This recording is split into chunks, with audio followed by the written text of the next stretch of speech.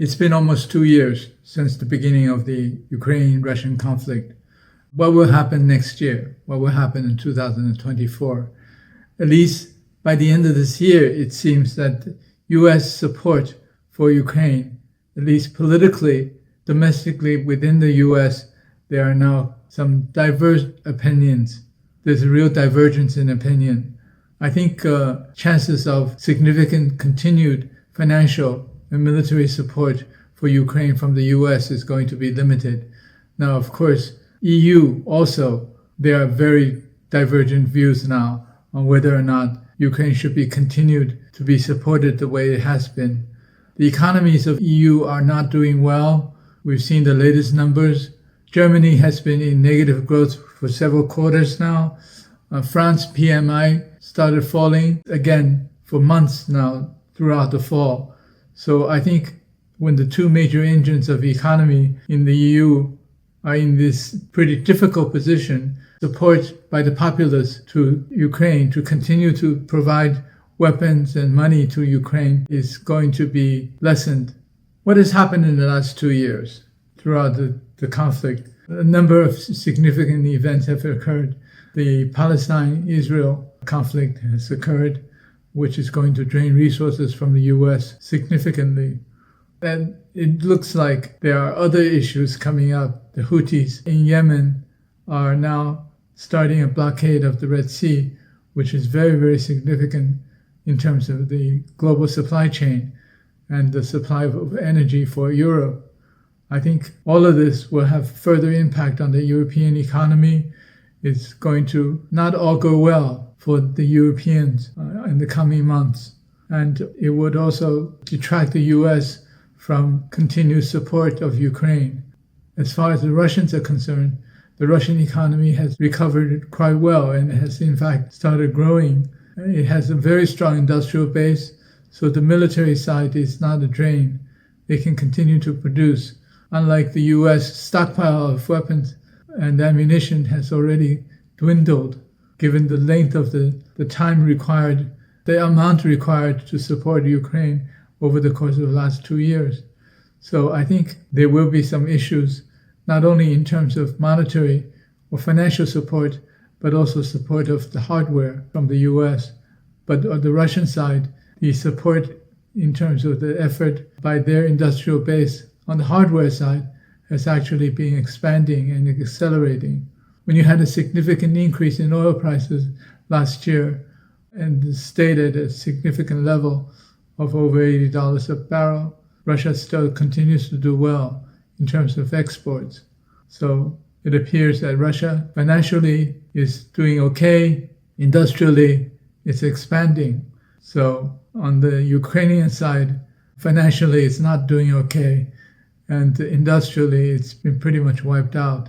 So the effort for the U.S. to get Ukraine to start producing themselves weapons and ammunition, I think it's very difficult because it could be easily destroyed by the Russian side, whereas the Russian industrial effort is not impeded and cannot be impeded by the Ukrainian side.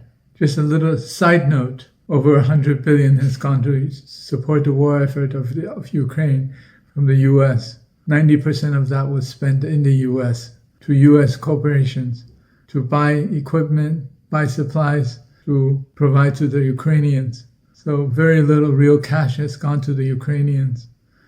And most of the cash requirement in terms of support for refugees and so on, it came from the Europeans.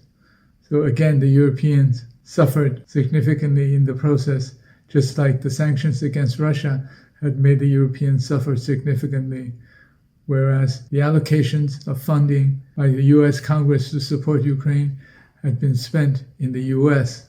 Even think tanks in the U.S. and European analysts and commentators have now come to the conclusion that there has to be an end to this pretty soon.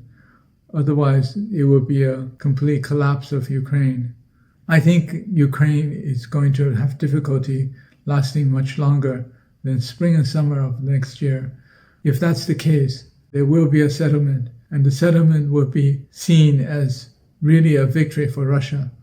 Russia will probably get to keep all the territory that it now occupies. And then it will demand for neutrality for Ukraine and demilitarization of the Ukrainian region. And the peace guarantee or the neutrality guarantee of Ukraine will now probably come from Russia instead of NATO. So that seems to be the way the situation is moving, especially since there are escalations of the conflict between the Palestinians and the Israelis, with the participation now of several other forces. That has potential for further escalation. I think all of this is all tied in together. It might also tie into just pure conjecture, of course, the one-day trip that President Putin made to Saudi Arabia and UAE, followed by a return to Moscow to meet the president of Iran. So these things are happening very quickly, and the geopolitics is all tied together. There has been some Western press calling for Ukraine to continue to hold on until the end of next year. Now, what will happen at the end of next year? U.S. elections. And it's quite interesting because the Republicans are the ones who are now firmly opposed to continued support financially and militarily of Ukraine. And the Democrats, of course, are sticking to Zelensky. I think what you read in the Western press or press in the U.S. today is probably also tied into the elections, because this would certainly be an election issue. But of course, if Ukraine collapses in the spring or the summer of this year, then it will be a different battle between the two parties of who lost Ukraine.